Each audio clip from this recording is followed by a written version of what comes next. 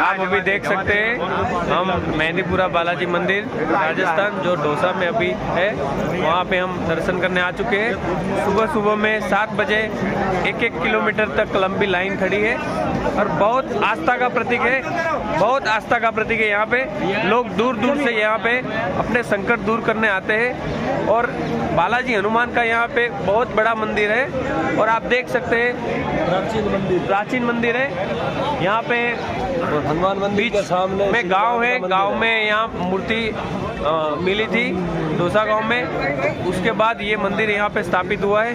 तो आप भी यहाँ पे राजस्थान में दर्शन करने जब भी आए तो ये मंदिर में अवश्य पधारें।